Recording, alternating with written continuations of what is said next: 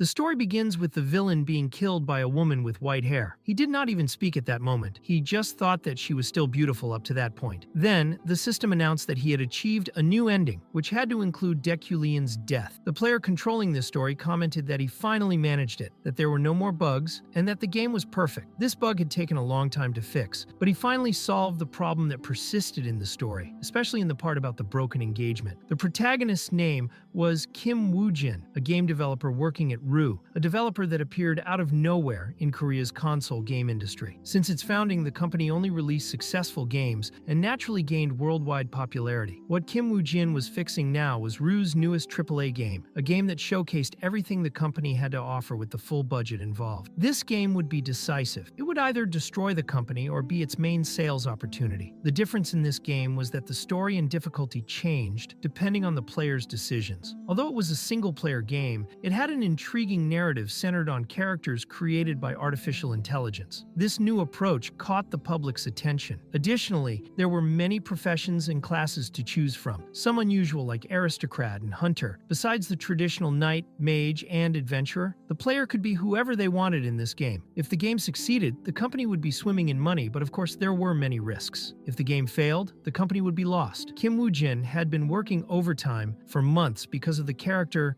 Deculain von Grahan-Uklein, a mid-level boss in the game, a major antagonist with many variables and bugs to handle. Finally, Kim Woo-jin managed to solve all the problems. In the corrected route, Deculain's cause of death was being killed by his own fiancée, and Kim Woo-jin agreed with this script decision since the character caused many problems in the story. While he worked, someone else in the office caught his attention. Yu Ah-ra, the game development team leader and Kim Woo-jin's ex-girlfriend. They had been together for 7 years, and every moment they shared was full of joy. She was a workaholic while he was lazier, but his desire to improve for her made him get that job and boosted his work. However, the relationship ended, and despite her efforts, he could not change. Yuara asked how the bug tests were going and said she heard he was having many problems, but was happy he solved them. Kim Woo-jin thought it had been 6 months since the breakup and heard she was with someone new. He asked if things were going well with the new person, and Yuara replied that rumors spread fast in the company and it seemed everything was fine. He commented that he hoped they got along so well they would marry soon, and she told him to stop being so nosy and keep working. Yuara also said that the game writer mentioned they changed the setting and wanted to modify some character models. Kim Woo-jin replied that the team was a mess. Speaking of characters, he mentioned that Deculain was a mid-level boss in the game that players could kill early on if they were lucky, and played well since he was weak in that phase. Yu Ah-ra explained that this was the game's selling point. Deculain got stronger as the story progressed, and each player made different choices, which increased the difficulty as they advanced. She also asked if Kim Woo-jin knew that the character's design was based on him, and commented that he might not have noticed while modeling since they looked very similar, which was a bit weird. Kim Woo-jin said he barely met the scriptwriter, and Yu Ah-ra commented that was why the character always died in the end, since their personalities were very alike. Kim Woo-jin wondered if she was serious, if she was really comparing him to the villain. Then Yu Ah-ra asked what he thought about the playtest. Kim Woo-jin answered that the game itself was fun, but he was really worried about the company's survival since everything depended on that game. Yu Ah-ra told him not to worry so much, that the game trailer had already excited many people, and a total failure would not happen. Then Kim Woo-jin noticed through the window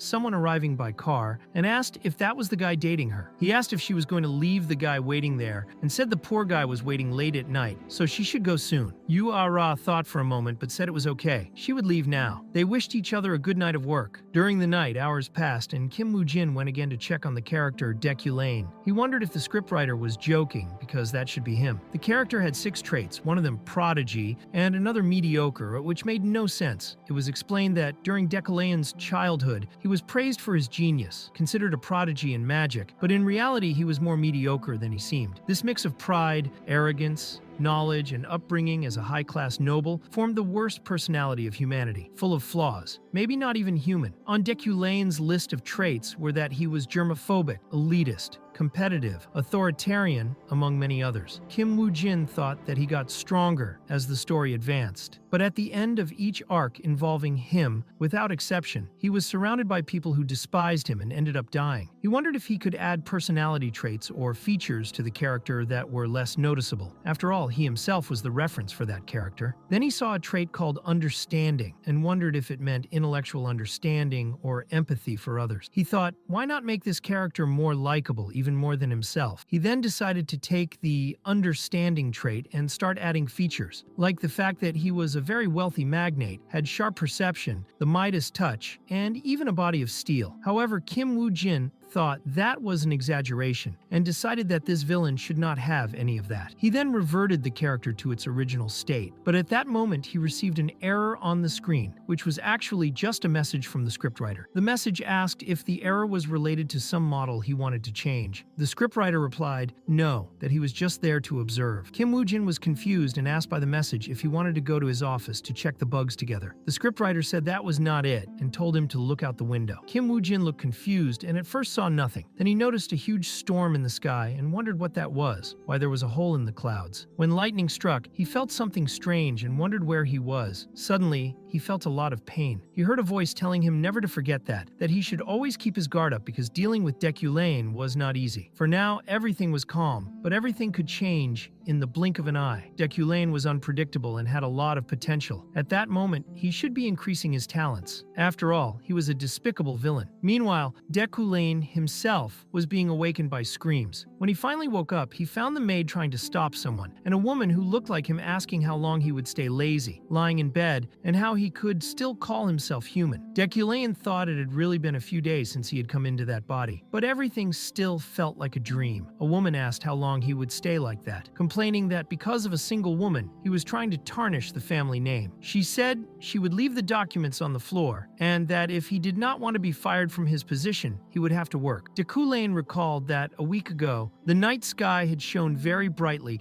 and he woke up in a completely unknown place, inside a strange body. From what he could understand, he was inside the world of the game being developed, and the familiar setting confirmed his suspicions. Besides that, he was in the body of a man who could not escape death, no matter which story route was followed. He had become the worst character of all, the villain Deculain von Grahan-Euclean. He reflected that it had been a week since he arrived in that body, and woke up in Deculain's room, in the Grand Euclean mansion. At first he thought it was all a dream, but as days passed, the feeling of being alive made him accept it was real. After dying in that way, maybe he was experiencing some kind of afterlife, but he was sure he was the villain of a game in development. Deculain was a mid-level boss in the game that the player faced, no matter the chosen route. He was the enemy of the entire country, and the source of all evil events in the story. Simply, he had to be the greatest villain of the game. The problem was he did not even know in which phase of the game he appeared. The only thing he knew was his total mana amount, but not how to use it. He remembered that of all the employees who tested the game, in every possible route where Deculain appeared, he only survived in one scenario. Indeed, he was a villain created to fulfill his role and then die. Deculain noticed that the document the woman left for him was from the Imperial University, written by Senior Professor Deculain, and was about the basic understanding of magic, mentality, and mana fundamentals. He thought that the one who left the document was Yahello von Euclean, Deculain's half-sister, who acted as the real leader of the family in his place, and with whom he had a terrible relationship. The woman he mentioned before was probably Julie, who killed Deculain in many routes, and he suspected that something was happening between them because he remembered his sister saying he could lose his job because of it. Now, recalling he held a professor position, he thought today was the day of one of his lectures. He said he should get ready, even though he had never given a lecture in his life, because he needed to get any possible information. The most important thing was the system appearing to him. His main goal to survive was to become necessary for the game, and the side mission was the university lecture, which would give him some coins in the system's store. Even if it was just for that, or because of Yahello, he needed to start acting because she was one of the factors that could cause his death. The system's coin store was also very important. Still, he needed to think about how he would give the lecture. It was natural to worry, but he was fine. After all, That body had the understanding trait, the ability to comprehend anything, which could be activated by consuming mana. He remembered that before becoming Deculine, he had added this trait to him, hoping he could be a little more likable. Since this trait was innate and appeared in the final half of the game, it should have some hidden uses. Then he entered a large room very well lit by sunlight and thought that the bathroom and those clothes were unfamiliar to him, but he wore them more naturally than expected. It was as if body and mind were synchronized, as if he had always been Deculine. Originally, he would have found those clothes too formal, even for himself. Deculine realized that those clothes, which once would seem too formal, now looked elegant and comfortable. This was due to the influence of his intimidation and dignity traits. His aesthetic sense was such that all his traits and everything around him indicated that this was his new body. He thought he could not act against the expected etiquette in that body. Even things that used to bother him now seemed natural, even if it was just to get information that would help him survive. His first lecture seemed too normal, and he was not nervous at all because he knew he was an exceptional and precise noble. However, he remembered he was Kim Woo-jin, a healthy Korean man with good looks, working at a good company. Still, he remembered being called a boring and lazy bastard, and that was his identity, something he would never forget. He thought he could never let his guard down, especially in a world where everything could kill him. He commented that, speaking of cars, he had never been in such an elegant one in real life, but soon remembered an annoying man related to it, and decided to forget. When he got into the car, he saw a child in the next seat who seemed very nervous, greeted him, and handed him a document. Deculine wondered if that child was his secretary or assistant and asked if she was a mage. The child answered yes and said she had been under his tutelage for 3 years. Deculine said it was just a joke. He thought that would be good material for the lecture, but it was actually just the script he had to read. The entire lecture content was written on that paper. He thought that, being proud and talentless as he was, he would never prepare his own lecture. The child had suffered in his place. Deculine praised the child for a good job, which confused her. The driver also wondered if he was really praising someone, and Deculine said the child could rest until they arrived at their destination. He wondered what kind of strange personality that body had, as he even felt sick after praising someone. This was Deculine's nature, and he felt it before when leaving the mansion. The driver said that they had finally arrived. Getting out of the car, Deculine thought that this was his workplace, the Imperial University, and tried to remember where exactly he had to give the lecture, recalling that it would be in the hotel ballroom. Later in the classroom inside the hotel ballroom, everyone was excited for Mr. Deculine's lecture, The Genius of Spell Interpretation. When he arrived, everyone fell silent. He introduced himself as Deculine von Grahan Euclin and said he was about to give the lecture. Meanwhile, some female students were commenting that he was incredible and very intelligent. One of them was very nervous, thinking that she had finally found the damned Deculine, her father's mortal enemy. This girl remembered that 3 years ago, her father had committed suicide after dedicating many years to research. He took his own life after discovering that his research paper had been stolen, and the person who stole the work had become known to the masses as the genius of spell interpretation, the man who was there, in front of her, the damned Deculine. She thought there was nothing she could do since she lost everything after her father passed away. She came from a noble family and had lost not only the house, but also the territory and all valuable assets. In the end, she had nowhere to go. Because of that, she promised herself she would take revenge on that man. After that day, she worked tirelessly day and night until she was finally admitted to the Imperial University, where Deculine was a professor. She knew the other students had no idea that Deculine's spell interpretation skills were a facade. All the glory had been stolen from her father, whose house had been destroyed. How could he be so indifferent, occupying the place that rightfully belonged to her father? She thought she wanted to expose all his lies and kill him, but for now she needed to hold back and prepare better. She needed to prepare the perfect revenge. At that moment, Deculine began his lecture. Deculine introduced himself again as a senior professor of the Magic Tower at that university, and explained that, as a monarch-level mage, which is the 4th highest level in the mage ranking, he had been assigned to give a special lecture for them. He believed that since they had come this far, everyone already knew that. He began by saying that magic is broadly divided into 3 properties and 9 categories. The properties are the origin, which is the foundation of magic, the elements, which correspond to physical and material composition, and what connects all of this, the link between them. Regarding the categories, they are invocation, spiritual, destruction, support, manipulation, utility, enchantment, harmony, and lastly, specialization. Deculine thought the lecture was going much better than he expected. In fact, this was not only his first lecture, but also teaching magic theory, a subject with which he was not so familiar. Although he might have been just reading a prepared script, with his skill he fully understood understood all the content he was teaching. He knew that his intimidation and dignity traits kept everyone focused in class, while his elitism trait prevented him from feeling conscious of all that attention, avoiding nervousness or pressure, making it seem natural. Deculane's characteristics really made him a great teacher. He continued explaining that mana can be used in different ways depending on the part of the body where it is stored. Typically, mages store mana in the brain, where it is easier to imagine spells. Knights, on the other hand, store it in the heart, the organ that pumps mana throughout the body. Finally, the abdomen contains the energy center, a mana storage more applicable to everyone, as it has greater interconnection between the internal and external. What he was trying to explain was simple. Hard work is important, but if talents are inadequate, careful selection and focus are also necessary. He thought this was the best advice to give himself. Actually, Deculane did not consider himself such a talented character, although his mana was 3,375. He knew there was a more important character in the plot with an initial mana of 30,000. He concluded by saying that was all for today's lecture, but still wanted to say one last thing. He thought the real Deculane would not do that, as he was worried about this last line he had to read. Then he asked the class if anyone had any questions. Everyone was silent. No one asked anything,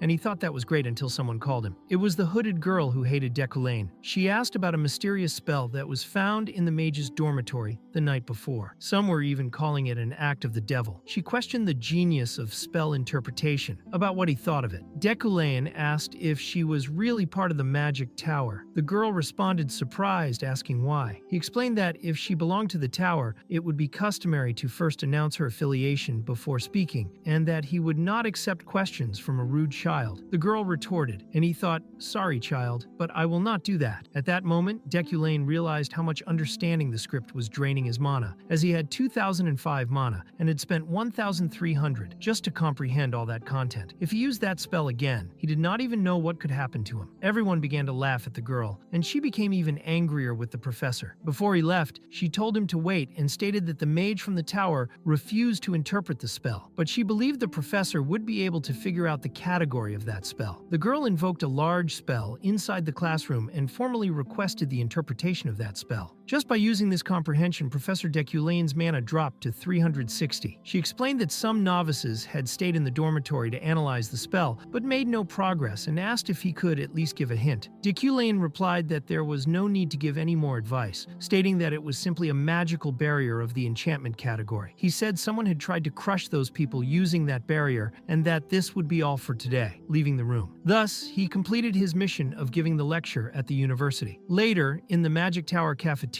the girl was eating while commenting that the professor was an imposter. She was thinking of exposing his lack of skills and the fraudulent interpretation he had made of that unknown spell. However, she ended up being called an idiot and rude just for forgetting to introduce herself. Still, she believed he had been caught off guard by calling that spell an enchantment. She knew that enchantment magic is very complicated and normally requires a medium, and wondered how it could be an enchantment spell if there was no medium nearby. She thought what had been shown was a direct copy of that unknown magic circle that had been drawn on the dormitory doors the previous night. Despite the initial irritation of the people, it became a kind of research for the novices. Someone came running to call for Epherene, the girl, and said that the magic circle from the previous night was indeed a restructured barrier. Epherene was very confused, but the girl explained that she was amazed by what Epherene had done because everyone was afraid to ask anything to that professor, and praised her courage. Epherene questioned if that was really a barrier, and the girl confirmed it was, saying that Professor Deculane was incredible for discovering it was an enchantment without a medium. Epherene thought that was impossible, but the girl explained that later they would send a report and that Epherene's name would definitely be on it. Epherene replied that it was all right and thanked her. However, she thought it was probably a lucky guess, and in the end she had only gotten in the way, increasing the professor's reputation. She took a document from Professor Deculane titled Understanding Advanced Grade Elemental Magic, which was going to be the lecture he gave that semester. She reflected that knowing the enemy was essential to never be defeated, and decided she needed to prepare before facing him, planning to expose the professor soon. Meanwhile, Deculane walked through the corridors, thinking that his mission was almost complete. He considered that it had almost become a disaster, because when looking at that complex formula, his comprehension automatically activated a magic circle formed by countless overlapping lines. Just by looking at it, his mana decreased rapidly. He realized he could barely understand the true nature of that magic, and that even if he had twice his current mana, it would still be difficult to fully grasp the principles of that spell. Still, he felt relieved because it was better than it could have been. At that moment, someone approached and said it had been a while. Deculain recognized that person, a woman with snow-white hair and transparent eyes. He had seen that face several times on his monitors. It was Julie von Diafrieden, Deculain's fiancée, a selectable character in the game who would one day reach the peak of knighthood. He did not expect to find her there, but said he was doing well. Julie asked how he could be doing well even after breaking the promise he made to her a week ago. Deculain did not understand what she was talking about and tried to pass by her, saying maybe she did not remember either. Julie asked if he was thinking of running away, like last time, and he realized she had no intention of letting him pass. Then Deculain said he must have forgotten because he had been sick for a while, and asked if she would mind reminding him what the promise was. She replied that the promise was that he would keep his integrity and confess all the falsehoods and mistakes he had made so far, and that even if the world ended, they would be together. Julie said it was a mistake to trust Deculain and asked him to leave. Deculain just stared at her for a moment and replied that it was fine and that he would leave. Julie then reflected that they were together only for political stability. She remembered a dinner where someone said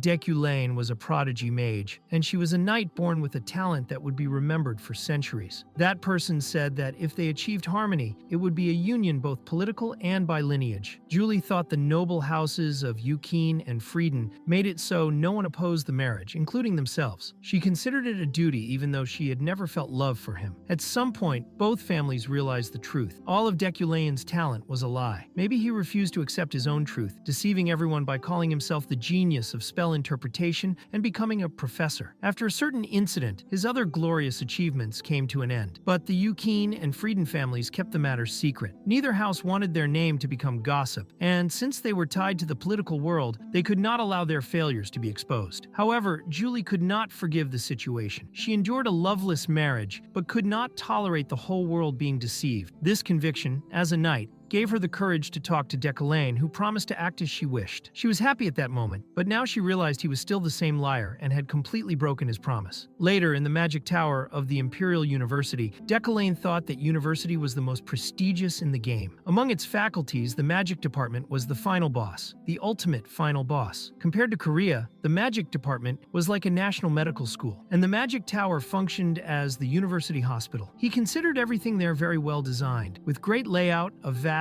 and spacious campus, meticulously maintained gardens, and many similarities to American campuses. Deculain thought that if it were not for his current situation, it would be very nice to walk around that campus. Then he noticed someone running towards him, but when he reacted, it was only his assistant, a little kid who apologized while dropping everything he was carrying. She said she had something urgent to tell him. Deculain thought it looked like an ambush and asked if she was Zoro. The child said no, that her name was Alan. He got confused because they looked alike, but Alan said they were completely different. Later, in the office, Deculain asked Alan if that was what she needed to say urgently. Alan confirmed and handed over the sponsorship list for the new mages of that year. Deculain thought that the Mage Tower was similar to real-world research institutions that require funding to advance and make significant magical discoveries. The professors of the tower offered annual sponsorships for promising mages. Looking at the list, Deculain saw a name shining in gold, probably because of that person's abilities. The first name was the born magnate, an exceptional financier with a unique intuition for profitable businesses. The more information he received, the more precise his intuition became, combined with a sharp perception that allows him to identify attributes, mana, and elements visually, used alongside other traits. Deculain understood that being born with it and sharp perception worked together, and that those names were very valuable, although some more than others. Among them was Epherene Luna, explained in the list as one of the main characters of the game, according to the developer who created her. It seemed she had lost her father because of Deculain. Deculain realized that Epherene still did not have any sponsors until that moment, and asked Alan why. Alan explained that maybe everyone was being very cautious about approaching her. Deculain thought maybe it was his fault, since even though she had not attended the academy for long and had learned magic by self-study, it was clear that her talent was undeniable. However, Epherene Luna was Deculain's enemy, so in that case it was the opposite. He reflected that these things would happen, and like in the original game, he would also end up dying on this route. Deculain knew he had the villain's fate condition, meaning the whole world wished for his death. However, what does not kill him makes him stronger. In the game, Deculain died in countless ways. A sword could pierce his heart, someone could poison him or bomb him. No matter what happened, in almost every route he died. For that reason, he thought he needed to make different choices if he wanted to survive, things the real Deculain would never do. He signed the paper and asked Alan to send the list officially, and then borrowed some books. Alone in his office, he reflected that first and foremost, he needed a lot of money to survive. Some variables of his death could be solved just with money, and investing in promising mages was one of those ways. But that would not be enough, since the world was full of main characters who hated him and relentlessly hunted him to kill him. Therefore, if he really wanted to survive, he needed to follow the fundamental path for his survival, obtain his own strength. That was the best path for him. However, Deculain had mediocre talents. If he continued like this, he would not be able to handle the danger approaching. Unless properly prepared, he could not avoid the countless deaths he might face. The only thing he could call a relief was his specialties. Although Deculain could not control all four elements as he wished, he could at least control earth and fire. His magic talent was manipulation. Furthermore, as a result of harmonizing earth and fire, he could obtain metal. He managed to improve another special trait, the Midas touch. With the abilities he had to manipulate metal with magic, he could also use the flying mental sword, which was actually telekinesis. Even though telekinesis was an unconventional magic school, the lack of energy could be compensated by the quality of the metal used. To use everything at his disposal, he needed to learn manipulation, more specifically of objects. Then he picked up a book and wondered if he could test it. He used his mana on the pages of the book, and a large magic circle formed around him. A whirlwind of mana filled the entire office, and he felt all the theory entering his brain at once. After a while, he became tired and breathless, but thought he could try. He easily controlled a pen with his telekinesis, and realized that basic telekinesis was already memorized to be used naturally as an enchantment by him. Thinking that something he had only seen in character scenes could be used like this still seemed crazy, although for him, it was already basic. If the results after this recent learning were good, when he learned advanced telekinesis, he would be close to the level of strength he desired. He wondered what he should do next and saw another pile of books. He thought maybe he could engrave the whole mana circle into his body. He was told that in this world, the bigger the magic circle, the more powerful it is. In that case, he would use comprehension to understand his own body instead of engraving only in the brain or heart. He planned to improve his telekinesis by engraving magic circles on every part of his body. He knew there was a high chance of significant side effects, but one of his traits was Iron Body, which gave him innate physical abilities and very high attributes. His physical potential was of the highest caliber, and he thought his body could withstand those side effects. This was only possible because he possessed all those traits. He noticed he had about 800 mana left, which he thought was enough since he was only testing. Deculain imbued his hand in the book again, and all magical knowledge flowed through his blood, passing through his entire body. The pain he felt was excruciating, as if his bones were breaking and muscles tearing. It was incomparable pain. However, he did not falter, did not shed a single tear, nor let out a scream thanks to his dignity trait. After all that testing, only a little mana remained in his body, and he trembled from exhaustion. He failed at that moment because his mana ran out before completing the process. Even so, he made some progress. It was not all lost. He managed to engrave a magic circle on his shoulder. Judging by that pace, engraving the magic circle on his whole body would take about 2 weeks. 1 month after that special lecture from Deculain, it was the first day of class. Everyone was very curious when they arrived at the room and saw only a sign that read, "The professor wishes to evaluate your abilities. The student may use any element to produce results." People wondered if he would simply leave the sign and let them do the class alone after the lecture. They wondered what kind of results he was looking for and where the professor was. Epherene thought that, of course, he would do that since he was such a despicable and irresponsible person. She commented that he had left only a sign behind, making an automatic study for the students, and questioned what kind of person did that. Then another girl bumped into Epherene. When she turned to see who it was, she recognized Sylvia von Josephine Iliad. However, Sylvia just stared at her and turned her back to leave. Epherene wondered if Sylvia did not recognize her. Later, Epherene was performing a kind of construction spell. She created a small tower as a model. She thought she was not mistaken. Sylvia was definitely from the Iliad family. 10 years ago, the Iliades, underestimating Epherene's father's potential, sent troops to surround the mansion and threaten them. Epherene wondered if Sylvia still did not recognize her. Suddenly, her tower was completely destroyed by another magic. She realized her mana was being sucked somewhere else and saw that it was Sylvia doing it, building a much bigger tower with a lot of mana. Epherene asked what the hell she was doing, and if she had not seen that she had just destroyed the tower she had created. She asked if Sylvia pretended not to hear her. She thought there was something wrong with that girl, that she pretended Epherene did not exist. Then Epherene spoke directly to Sylvia and asked why she pretended not to know her. There was no way not to recognize, since her family had threatened hers 10 years ago. However, now it seemed Sylvia was afraid of being surpassed by Epherene. Sylvia replied that she had no idea who she was. Then Epherene questioned why she spoke so informally. Sylvia said she did not know who she was but knew her father, that reckless and negligent noble, and that she had heard he was dead. Epherene became very angry. All the students turned, shocked, because she was preparing a spell to attack Sylvia and asked how she dared to talk like that about her father. She charged at her to attack, also not waiting much. A large explosion happened with that spell, frightening the students around with so much power. After the confusion and the smoke, someone asked if everyone was okay. Epherene held Sylvia by the hair and doubted that she would say anything more about her father, threatening to finish her right there. The people asked what that other magic behind Epherene was, which looked like a large black hole. Even Epherene herself was very scared. That was the void. It was the moment when Epherene's mana collided with Sylvia's, as if it was sucking all the mana around. Everyone realized that this was going to cause trouble and might explode. Everyone ran away, and Epherene thought that if it exploded, everyone there would die. When the explosion finally happened, Epherene protected herself with a barrier but noticed that everything was calm. Something had stopped it. The person who stopped all the metal fragments so that no one was killed was, of course, Deculain. Epherene wondered when he had arrived there and how he froze all the fragments in the air so suddenly. He used his magic to guide the fragments far away. It was explained that the moment Deculain used his telekinesis, the entire audience was very impressed with his power. Everyone there were students and magic enthusiasts, capable of recognizing the beauty of the demonstration. They all had to admit that it was a beautiful display of magic. He gathered all that metal into a pile and told the students he would take a break from the lesson that day, dismissing everyone except the one who caused the commotion. Epherene thought the situation would get worse for her. Later in the questioning room, a man appeared saying that Deculain and the director had already arrived. This man was Relin, a professor in the support department. Next to him also came Latran, a professor in the spiritualism department. Relin commented that worthy mages are punctual. Beside Deculain was the university and magic tower director, Adrienne Cezelian, who thanked everyone for being present and explained that the situation happened suddenly, something that even Deculain himself did not expect. Hin asked who exactly caused the problem, who dared to touch the daughter of the Iliades. Another professor mentioned that he heard it was a girl without a family name. Latran said he also heard that Deculain quickly handled the situation so it would not become bigger, and that his action was impressive. Deculain thought these professors were openly flattering him, and since they were also nobles of high society, disciplinary decisions were practically already made, since one of the students involved was Sylvia, daughter of the influential Iliad house, and the other was the fallen noble Epherene, who could barely defend herself. He knew which side they would take, so he needed to change his disciplinary attitude. He noticed a strange aura coming from Epherene, an evil energy that only his sharp perception could detect. The villain's fate was activated, meaning if he made a wrong decision, it could change the entire course of his story and even lead to his death. Then the disciplinary committee involving Epherene and Sylvia began. Relin started reprimanding Epherene, asking why they fought during one of the Academy's sacred classes, since if it were not for Deculain, people could have been hurt. He asked why they fought, but Epherene said she could not answer. When asked for explanations, she thought that Deculain was watching from above, and remembered the moment Sylvia insulted her father. She knew she could not confess the reason in front of Deculain. Relin asked what kind of joke that was, if it was because of her inferiority complex, and said she should at least consider the difference between herself and a noble student like Sylvia. The committee allowed Sylvia to speak, and she said that during class she accidentally destroyed one of Epherene's constructions, which started the argument. They asked if that was all that caused the incident, and how that girl without a title dared to do that. They said she had no manners or education, and that it was grounds for expulsion, as they could not accept such a violent individual in the academy. Epherene felt an empty chill hearing the insults, and realizing no one protected her, not even the committee. She thought it was all Deculain's fault, the cursed one.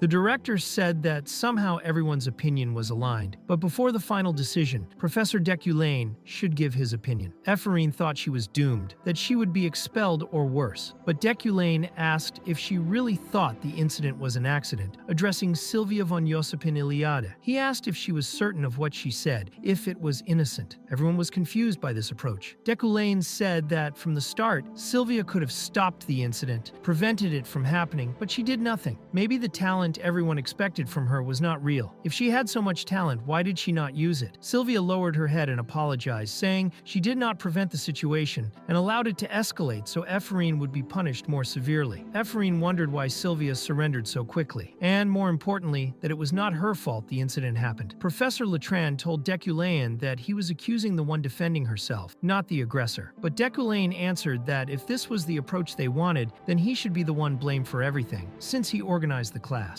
Letran said it was not exactly like that, and that it was not what he meant. Epherene wondered if Deculain was even against the professor, who helped Sylvia, and why he defended her. The director asked them to stop these assumptions and explained that children grow and get stronger by fighting each other. She said it would not be fair, since both were newcomers to the academy. To cut their motivation and enthusiasm at that moment would be terrible. Therefore, she announced that there would be no punishment for either side, and that both were dismissed. Epherene thought she would be expelled from there, but wondered why Deculain had done that for her. As the professors left the room, Rallying kept flattering Deculain, even after he went against his ideas. Suddenly someone called Deculain before he left, and it was Epherene. She had a question to ask. Did Deculain really know everything he had done wrong to her and her father? Deculain thought he had already expected her doubt. Epherene hesitated because if she asked about her father, she might annoy Professor Deculain, and he might change his mind, possibly even expelling her. But if he did not remember her father, that would be even more offensive to her. Deculain said she did not need to ask anything, and that she should not waste her potential by obsessing over that. Then he left the room, leaving Epherene alone. She thought he knew everything, knew about her father. If he did not, he would not have used those words. Even so, he helped her out of a sense of responsibility for having done so much harm to her life. Did he do it precisely because her father died because of him, or did he do it out of pure pity? She felt relieved. At least Deculain had not forgotten her, nor what he did. For now, everything was fine. Deculain completed his mission and earned 2 points. Later, Sylvia was returning home with her father, Glythion von Ludwig Iliade, head of the Iliade house, a rank 3 spiritual mage. He told his daughter that he understood what had happened at school, but that she no longer needed to think about that other girl. He said that Epherene had talent, but had already lost a lot of time. Despite that, Sylvia was reflective about the situation. It was explained that 10 years ago, on the day of the aptitude check to enter the academy, Sylvia met Epherene for the first time. A mage, looking into a crystal ball, commented that this was incredible. Both had the potential to become archmages, something that happened only once every 1,000 years at most. The peak of the magical realm is the immortality rank, the eternal beings who transcend life, with powers that even the emperor cannot touch. Those who reach this point are the archmages. In history, by tradition, there can only be 3 archmages in the same era. This rule is not linked to elitism, category, or ownership. It is like a law of the magical realm. There have never been more than 3, including Daemon, who already reached the rank of eternal. There are 2 remaining vacancies, and the academy director, Adlin, is a strong candidate for one of them. So Sylvia and Epherene are in a kind of cold war, a struggle for the spot to become the next archmages. That was why Glythion threatened Epherene's father to keep her from going to the academy. They invaded Kagan Luna's property and created great tension between the 2 houses, all because of Sylvia. Perhaps just because Epherene's family had fallen, she was ahead in this race to become an archmage. This dream and duty mean everything to Sylvia. She remembered and wondered if she was afraid of being surpassed by her, but thought she was not. The other girl was just a little annoying. Glythion advised his daughter to stop thinking about that child and to be careful with Deculain. He said that Deculain was not a simple problem. Although stagnant at the moment, he had been called a prodigy for a long time. Sylvia thought the professor must have already noticed the trap she left. Returning to the moment of the explosion in the fight between her and Epherene, Sylvia easily absorbed all the mana from Epherene's attack and then planted a spell that could react and explode using the opponent's own mana. If that incident had escalated, she could have been expelled. Deculain noticed Sylvia's tricks, but instead of accusing her directly, he only said that she did not prevent the situation from happening, as if he already knew everything. With this threat, threat, Sylvia had to accept the judgment. She thought he was arrogant and very confident in his talents, but realized he was completely different from what she imagined. A few days later at Decolane's mansion,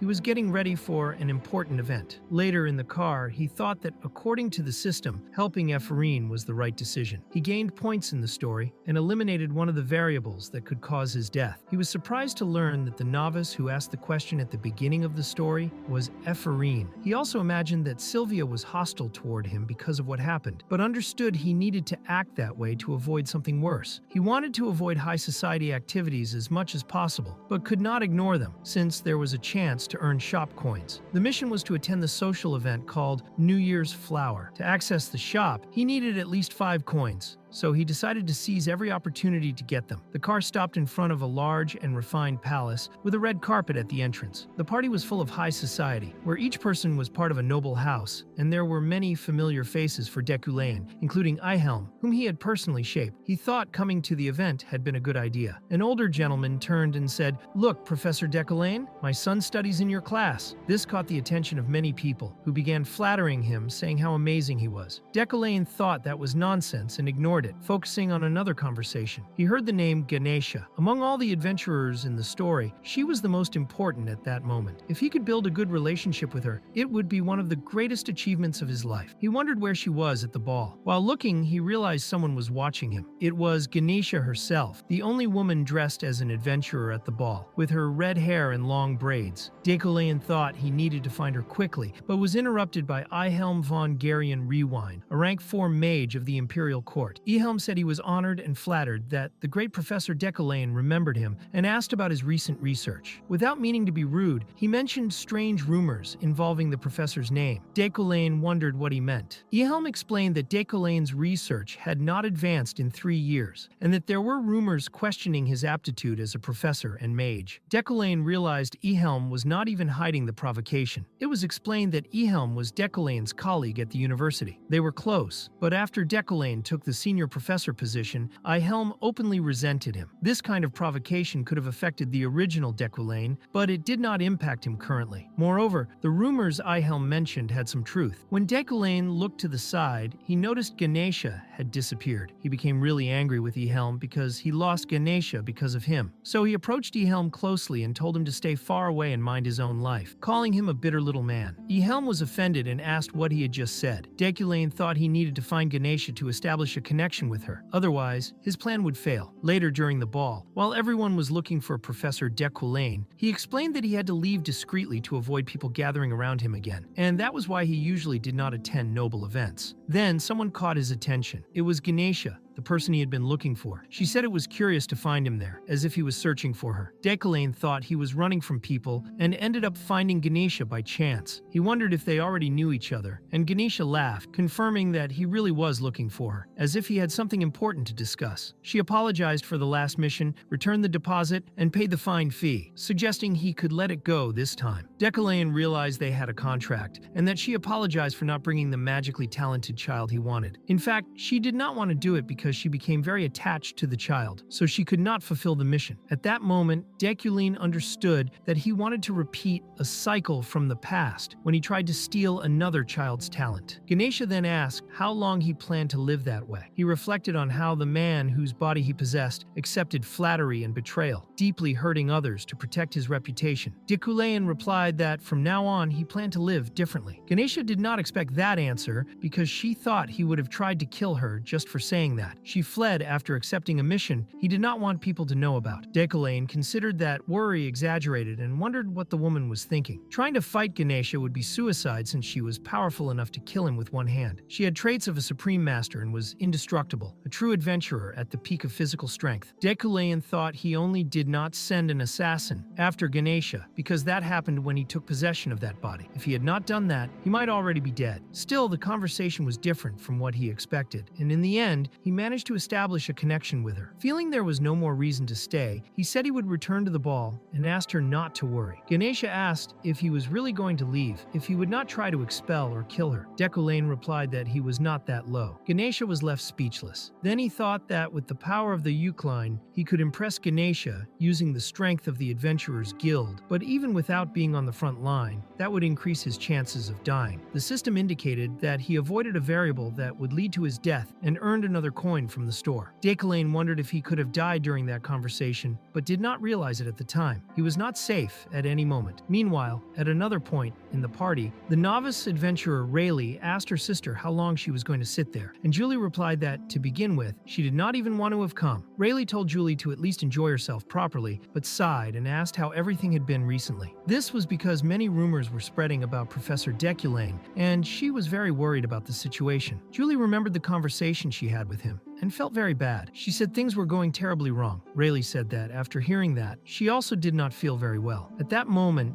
Deculain himself approached, but upon seeing Julie, he turned and left. The people at the ball wondered if he was leaving so early since he loved showing off at these parties. They were surprised because he even left his fiancée behind. They commented that his relationship with his fiancée did not seem well, and the rumors really seemed true. It was explained that that day, like never before, Deculain quickly fled the party. Rumors began circulating in high society, saying he was having conflicts with Julie. Meanwhile, Kim Woo-jin had no idea about those rumors, but managed to get more coins for the store. 2 months after that ball, at the Eucline mansion, besides practicing memorization and basic telekinesis, Deculain began training his own body to improve his lack of endurance. This was because he almost died during an experiment. It was explained what happened a few days before. Deculain collapsed very weakly in the office, coughing up blood. He said he would have died if he were an ordinary mage, and that he only survived because of his iron body. He thought he wanted to become stronger after the encounter with Ganesha, so he tried to enchant the metal he uses in his manipulation with fire control. It was like an upgrade, using one spell to boost another. This could make him much stronger. However, he discovered that this practice was irresponsible and dangerous because of the pressure the body suffered. So he decided to train his own body, thinking that maybe it would be possible that way. Since then, he created a daily routine, and his body became much more defined. After the exercises, it was time to work. Later in the office, he asked Alan what exactly a message he had received was. Alan explained that it was an official communication from the Magic Tower, specifically from the Teachers' Qualification Committee. It was explained that in 6 months, there would be a hearing to evaluate the progress of Professor Deculain's research. He needed to have all relevant materials ready by then. Deculain thought that the existence of this hearing meant his research had been stalled for a long time, even before he transmigrated into that body. This situation was terrible for him. In the game,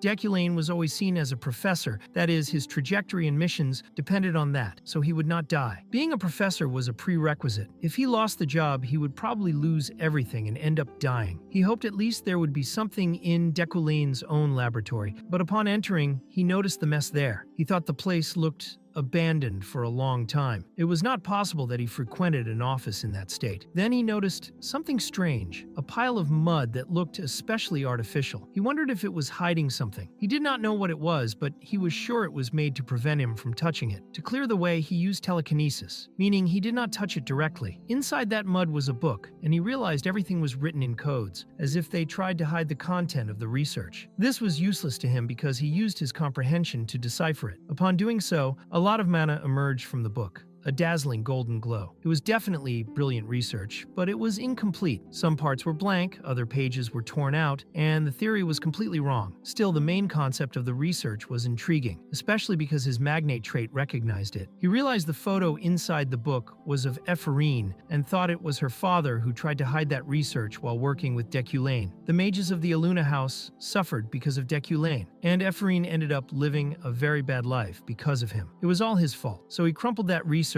and said it was not his problem. He thought he could complete the research, and if he finished at least that part, he would put her name as co-author. The next morning at the simplest cafeteria on campus, someone said that peasants, the lowest class, needed to stick together. The girl commented that there were only about 30 students in that class that year, and that if they did not work together, they would fail. She asked if Epherene agreed, and she said yes, although she thought she was part of a fallen noble family. But since she was noble, her authority was worth nothing. Another girl said that Epherene Epherine's presence was essential because she was the representative of the plebeians. She was the one who won the victory against Sylvia. But another student commented that they did not need permission to form a club. He questioned what the teachers would think if they saw students gathering without authorization. The girl admitted that this was a problem because, from what they analyzed, no teacher seemed to be on their side, only the nobles. Another student said it was obvious they could take Deculain off the list. But meanwhile, Epherene was thinking about the cake. The leader of the peasants' rebellion suggested that she and Epherene ask Professor Deculain for permission and asked if she would do that for them. Epherene was completely terrified. One student said that was unfair because, actually, whether plebeian or noble, Deculain hated everyone equally. The girl leading the rebellion commented that Deculain had been more lenient with her during the disciplinary action, so maybe he liked her. Epherene said she thought it was not a good idea and felt things were going in a very strange direction for her. She really did not want to look at that man's face more than necessary. Then she ran out of the cafeteria saying she couldn't do that because everything would get worse if she asked him for something. When the girl leading the rebellion approached Epherene, she was shocked by something. When she asked what was wrong and looked back, she saw it was Deculain, who was politely asking them to move out of the way. Julia left Epherene behind to handle it, and Epherene thought Julia was a traitor. But Deculain simply walked away without saying anything. Epherene approached him to speak, bowed exaggeratedly, and explained that she was trying to form a club and needed the signature of at least one professor. She assured him they would never bother him again, saying no other professor would accept a plebeian club. Epherene thought that, although she did not want to get close to Deculain, what others said made sense. It was obvious that the professors would not cooperate with the club, so it was better to try this way than to suffer and break their heads. Deculain took the paper, said to compile the details later in another document, and send it to his office. Epherene was speechless when he returned the paper and realized he had actually signed it. She wondered if it was really that easy to get Deculain's signature. Meanwhile, Julia was hugging Epherene, saying she was amazing, that it was incredible, and that they had succeeded. Epherene wondered why, even in disciplinary action, Deculain was being so kind to her. In the next class Deculain taught, the topic was understanding pure elements. Everyone knew elements were the basis of most magic, but many mages still did not understand the difference between magic categories and pure elements. During the class, Epherene wondered if Deculain felt guilty for what he had done, or if it was just sympathy and pity for her after causing her father's death. She thought he seemed pretentious. She wondered if he had finally realized what he did wrong, but that if he wanted, he could reveal everything to the public, everything he had done. Julia asked if Epherene was okay because she had kept a serious expression for a long time. Julia said she did not need to pay attention in that class. Epherene became curious about what Julia meant until she realized she had become a public enemy of the nobles. Sylvia and her little group looked at Epherene with disgust. Epherene told Julia it was fine, that she had not even noticed it, and that it was not the first time she had gone through that. They could just ignore it and focus on the class. Even though she did not want to pay much attention to that professor, Epherene realized the class was really interesting. Deculain explained that a basic fire ignition spell could generate different colors of flames because the two lines in the magic circle determine the flame colors. He said that would be the spell they would learn that day, the floating flame. Epherene realized she was not just imagining things. Before, Deculain's classes only served for him to show off while abusing his position as professor. But the class Kim Woo-jin gave in Deculain's place was a great demonstration of mana use. He was creatively expanding the elite's understanding. Everyone who heard the class was shocked, even those who no longer had interest in learning, like Sylvia. Kim Woo-jin explained that the magic circle everyone already knew creates the water element. However, if water edges are added to a fire spell, what happens is that the fire flows like water, forming a stream of floating flames. Everyone was very surprised by that. Sylvia thought it was unbelievable, and that there was a lot of condensed theory in that class. It was explained that mages called geniuses command their magic using intuition. For them, theory is just a cage. If all mages followed theory, spells would be trapped, like copies. Focusing too much on theory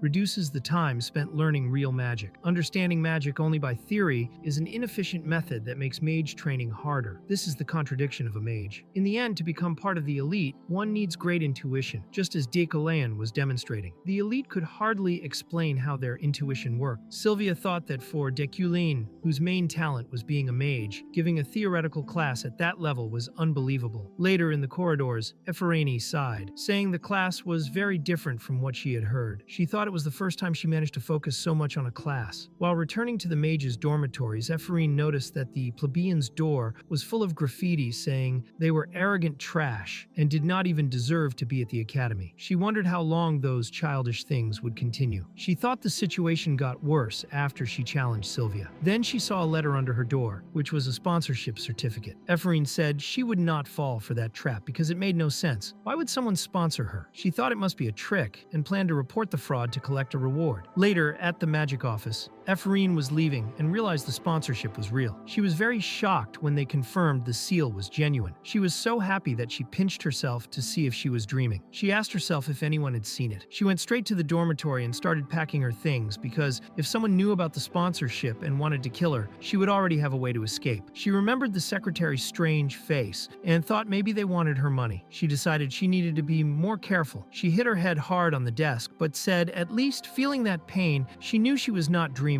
She cried with emotion because it meant someone recognized her talent. She could finally work hard just a little longer to get what she wanted. A little later after class at the Euclid mansion, Ariel was very stressed. The butler informed her that Mr. Deculane had gone to the Hadakane mansion and should be arriving there soon. Ariel said that idiot had already lost $1 million last year and wondered what he was thinking. She said he wanted to destroy his own house and that she would not forgive him if he caused more trouble. Later at the auction, Deculane thought he could finally get what he wanted. He realized that by using mana as his main tool, he needed good metal to make up for his lack of talent. The metal he was using at the moment was wood metal, but it was only temporary. What he really needed was at that auction. That was when he encountered someone he did not expect, Julie. She stood up and stared at him for a long time. She asked how he was. Deculane thought he did not expect to find her there. She said she heard he had sent 2 young mages to the disciplinary committee. Deculane told her she was a bit behind on the news. She tried to blame him again, saying they were children, novices who had just entered the university, and asked what he intended to do with them, whether to cause despair and crush their dreams. She warned him not to repeat the mistakes of the past and said this was the last warning she would give him. Deculane thought that since it was the last warning, she must be determined to end the relationship they had. Actually, that was good, even if it left him somewhat stained. He thought that, although Julie was beautiful, that was no reason for him to marry her, especially since he had not done so in real life. He knew many problems surrounded her and her family, and that one of his possible deaths could happen at the wedding ceremony. Then Julie turned away because she no longer wanted to look at him. Deculane thought that, as far as he knew about the character, Julie was not the type to frequent auction houses. He asked if she had come just to talk to him. She seemed a bit shy and said he was very arrogant and thought he was a star. Definitely, she had not come just to talk to him. She had something to buy. Deculane replied that he already understood, and she only needed to say it once for him to get it. Deculane had never seen her act that way, but suddenly he thought, wait, what is this feeling I'm having now? He sensed a potential danger approaching. Inside Deculane's mind, Kim Woo-jin wondered if he had been contaminated by the affection Deculane had had for her all this time. Kim Woo-jin tried to be careful not to be overly influenced by the real Deculane's personality. Then it was announced that the auction would begin soon. Deculane reflected that it was not as if his heart beat faster every time he saw her. He was just worrying for no reason. Later at the auction, the first item was a porcelain vase, a relic. From Deculane's look, it was clear it was something very valuable and profitable. The bidding started, 1.3 million, 1.5 million, until Deculane placed his bid of 2.5 million. He thought that the light of his magnate streak had not disappeared even as the price increased, which meant that no matter the amount he offered, it would still be a good deal for him. Deculane knew he currently had plenty of money to invest, specifically 205 million. Thus, he placed several bids and won many items. People noticed that the number 777, which was him, was winning all the bids, spending a considerable amount. Julie was a little disappointed, even sad for him. She thought Deculane was very different from her because he spent his money just to show off. She really did not understand his concepts of life and decided to stop paying attention to him. Then the last item of the auction arrived, a mythical item, extremely difficult to obtain, a very important mineral that had been part of many legendary swords throughout history. It was the nature of winter flame magic, the flaming snowstone. Both Deculane and Julie were impressed. The flaming snowstone was one of the most precious metals in the world, usually used to make cold weapons, like swords. The mineral's name was already a contradiction, since the material could incorporate both heat and cold. Only the bones of a dragon were rarer than that. For that reason, the flaming snowstone was the best he could realistically acquire. Julie desired that stone for her own equipment. The bidding started, 10 million, 13 million, 20 million, 25 million, 30 million, placed by Julie, who believed she would win since no one would bid higher. But seconds later, Deculain made a bid of 31 million. Julie noticed that number 777 had won several times that day and wondered why the hell he was doing that. She mentally called him a cursed man. The bidding war continued intensely. Someone close to Deculain commented that it was probably a gift for his wife, since it was great material for making swords, and that he was being romantic. However, Deculain realized that the bride, supposedly Julie, was competing against him. He thought that type of material was really good for her and might create resentment if he kept it. But he decided he would not give up. He knew that maybe this material would not appear again for many years, but the risk was great. He could lose the stone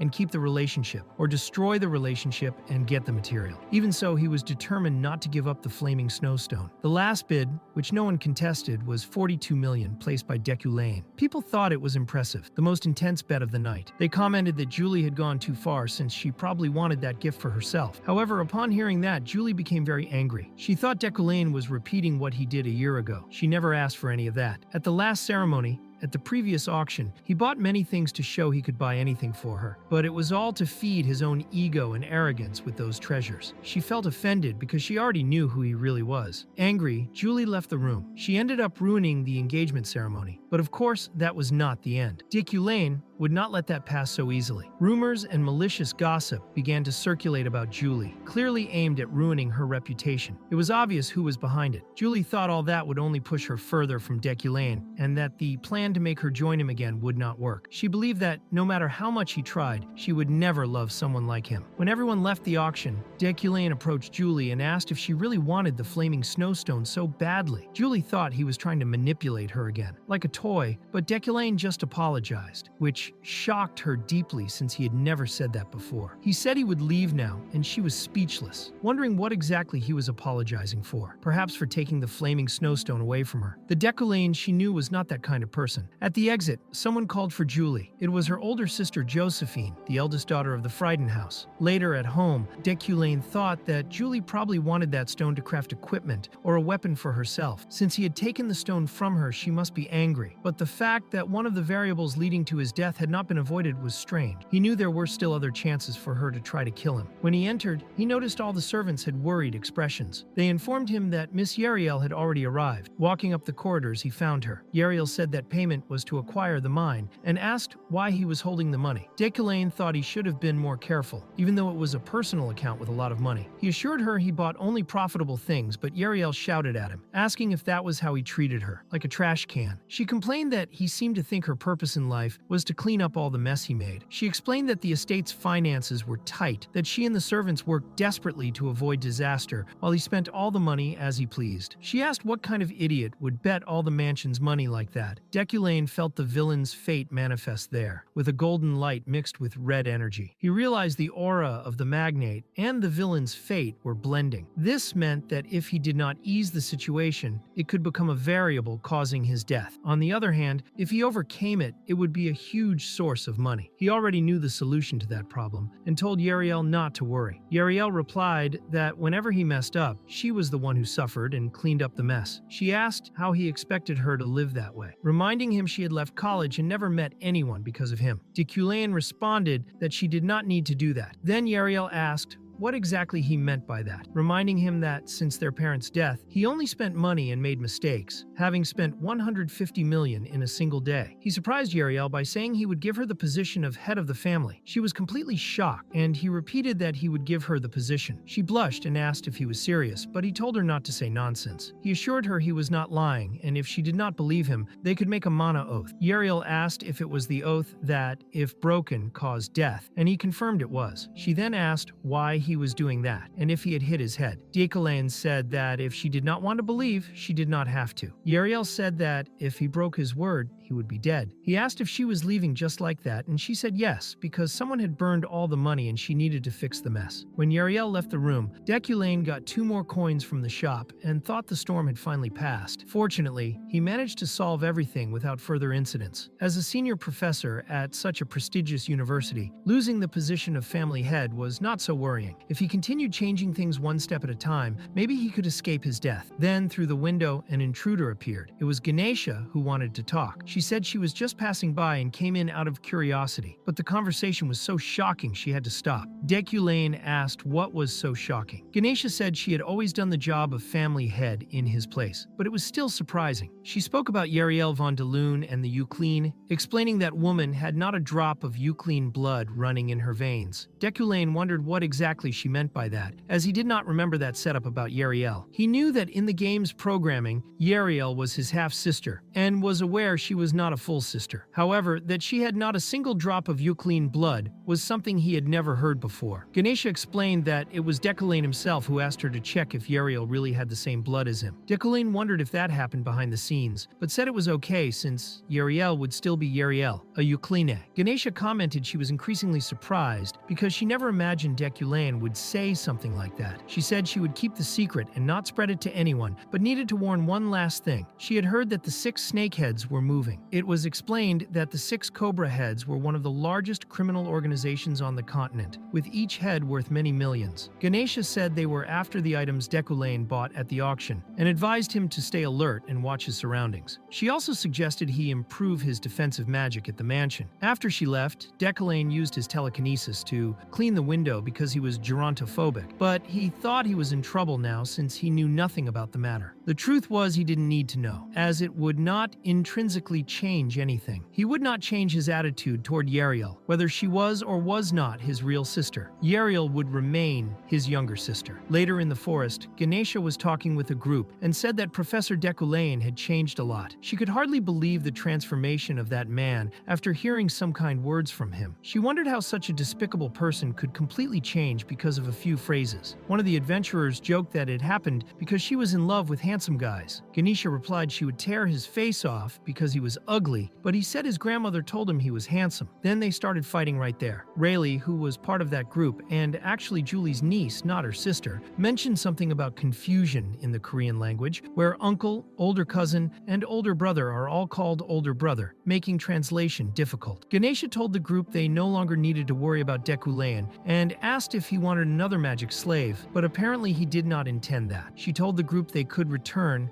and emphasized that everything they heard was secret to keep their mouths shut. They used teleportation magic to disappear from there. The next day at the university's magic tower, Deculain finally managed to open the system shop, but did not have enough coins to buy anything. The first upgrade to improve mana quality and efficiency cost 10 coins, and he had none. It was explained that the system shop allows spending coins to improve game characters, including the player and other important characters in the plot. However, very drastic changes were not possible, as it could only be used 6 times before the end of the game, once per new shop level, and the price doubled with each level. Deculain's current routine involved physical training, memorization, mentally practicing his flying sword, and increasing his overall endurance. But he was not facing any other major villain at the moment. The upgrade he needed most was the mana quality improvement in the shop. At that moment, someone knocked on the door. It was Alan, who brought a document left for him, and also a wizard newspaper article on the front page, reporting that the assassin wizard Lockhart was wanted. Witnesses said they had not seen him nearby. Deculain wondered about the assassin wizard Lockhart, thinking this guy was the greatest danger to all players in the first quarter of the game, especially mages. He imagined if Lockhart had already started appearing. If he were a normal mage, he would be in danger, but he had nothing to worry about. Maybe it was even a good idea to bump into him to get coins from the system shop. Deculain told Alan there was no reason to worry about the assassin wizard and that he was going to the library, so he was dismissed. Before leaving,